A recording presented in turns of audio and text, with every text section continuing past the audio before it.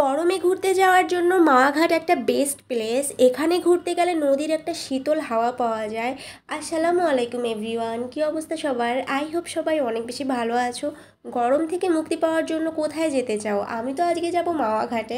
ওখানে গেলে নদীর একটা শীতল হাওয়া পাওয়া যাবে। এর জন্য আমি দেরি না করে সকাল 11টার মধ্যেই রেডি হয়ে বের হয়ে গিয়েছি।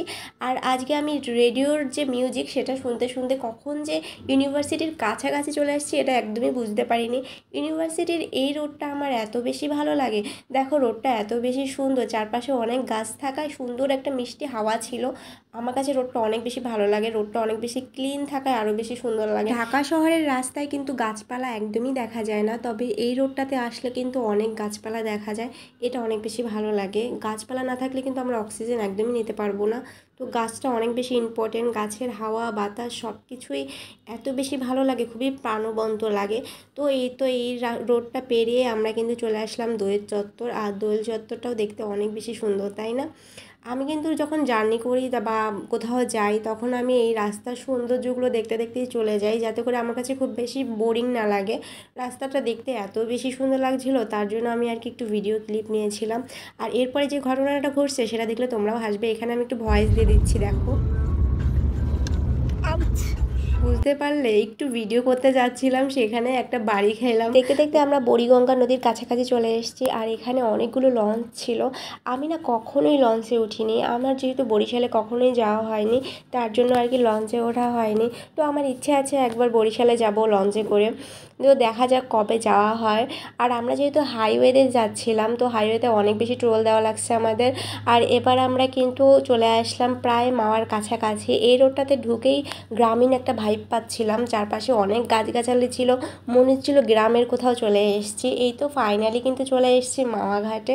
আর এখানে এসে এত বেশি ভালো লাগছিল, মানে অনেক বেশি রোদ ছিল। দেখো ঠাটা পড়া রোদ, মনে হচ্ছে আমার মানে কি বলবো, মাথা একদম গরম হয়ে যাচ্ছিল।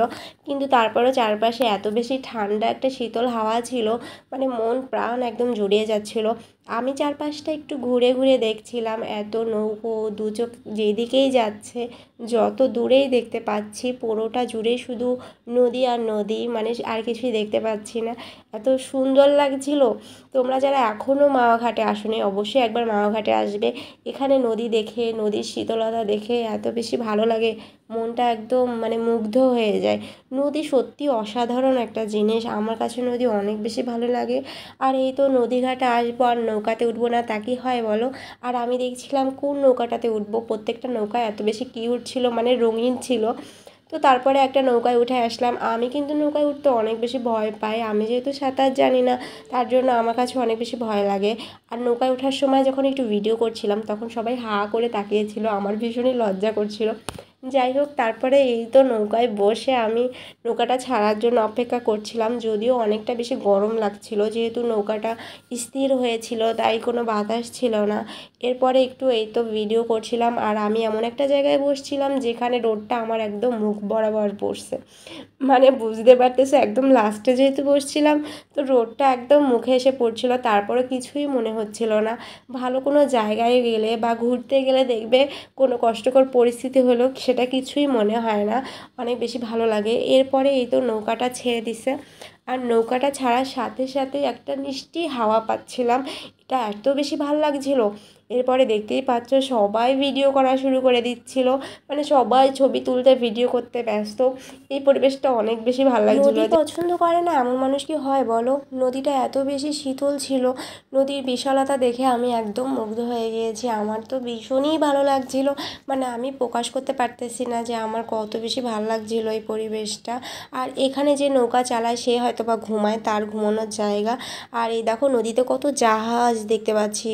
তারপরে নদীর যে স্রোত ছিল সেটা অনেক বেশি সুন্দর ছিল, তবে যেহেতু মোটর চলতেছিল ওইটার একটু আওয়াজ পাচ্ছিলাম, ওটা একটু ভালো লাগছিল না। এরপরে আমি একদম এসে বসছিলাম, আর এখানে এসে বসে নদীটা উপভোগ করতে আরো বেশি ভালো লাগছিল। তো আজকের ভিডিওটা কিন্তু এ পর্যন্তই। আর এই ভিডিওর কিন্তু সেকেন্ড পার্ট আসবে, যেহেতু আমরা সারাটা দিন ঘুরছি, তো এরপরে কোথায় ঘুরছি, কোথায় খাওয়া দাওয়া করছি নেক্সট ভিডিওতে দেখতে পারবে। শেষ পর্যন্ত